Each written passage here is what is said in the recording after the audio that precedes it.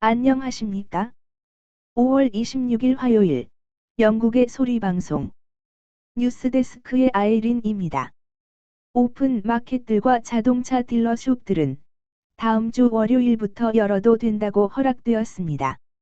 한편 일반 상점들과 소형 백화점들은 6월 15일부터 오픈하여도 좋다고 보리스 수상이 발표했습니다.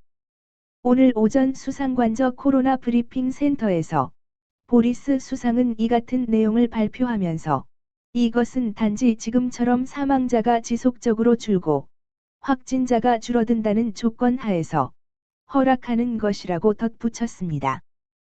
또한 10명 이하의 바비큐와 가든 파티도 다음 달 중순부터는 가능하게 될 것이라는 낙관적 브리핑에 이어 자신이 코비드19를 앓고 난 후 시력이 급격히 나빠져서 안경을 써야 할 것 같다고도 말하기도 하였습니다.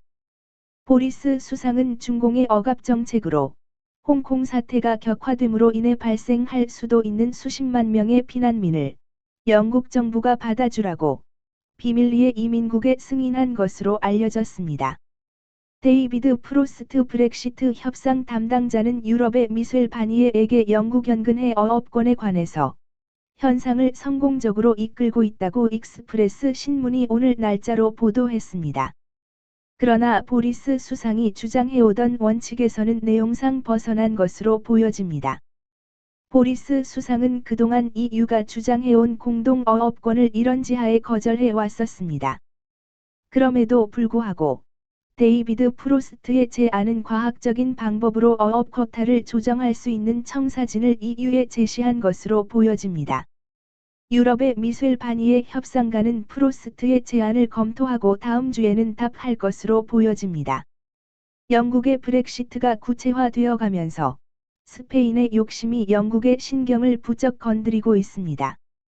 바위덩어리 지브랄터를 마드리드 정부가 바위덩어리를 향한 폭력행동이란 일간지의 기사를 부추기고 있는 듯한 인상을 주기 때문입니다.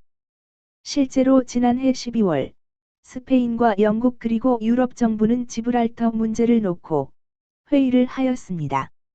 지브랄터 1등 행정장관은 스페인 내쇼날리스 정당 박스파티에 의하여 형사고발을 당한 상태에 있습니다. 스페인 국수주의자들은 지브랄터를 매우 탐욕스럽게 바라보다 있는 것이 사실입니다. 다음은 박지현 제작팀장이 BOA가 보도한 모잠비크의 북한 노동자 관련 현황을 간추려 소개해드리는 기사입니다. 지난달 UN 안보리에 제출하고 25일 공개된 이행 보고서에 따르면 현재 모잠비크에 체류 중인 북한 노동자는 모두 97명입니다. 이들은 북한과 맺은 보건 분야에서의 상호 의료 협력 의정서에 따라 자국 내에서 일하는 의사들이라고 모잠비크 당국은 설명했습니다. 모잠비크는 이들이 UN 안보리 결의에서 명시한 인도주의 협력에 해당되고 있어서 제재 적용 유예 대상이라고 주장했습니다. 하지만 대북제재위원회 전문가 패널의 판단은 달랐습니다. 이들이 외화를 벌어들이고 있는 만큼 안보리 결의에 따른 송환 대상자들이라며 지난해 11월 모잠비크 당국의 서한으로 통보했습니다. 모잠비크는 결국 이를 따르겠다며 2020년과 2021년 만료되는 북한과의 보건 분야 협력 의정서를 중단하겠다고 밝혔습니다. 그러나 이들 북한 의사들에 대한 추후 조치에 대해선 별도로 언급하지 않았습니다. 모잠비크는 보고서에서 이들 북한 의사들 외에 별도로 취한 송환 조치에 대해서도 설명했습니다.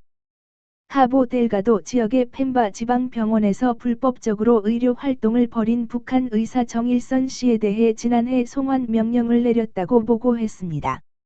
아울러 해당 병원에 대해서는 폐쇄 조치했다고 보고했습니다.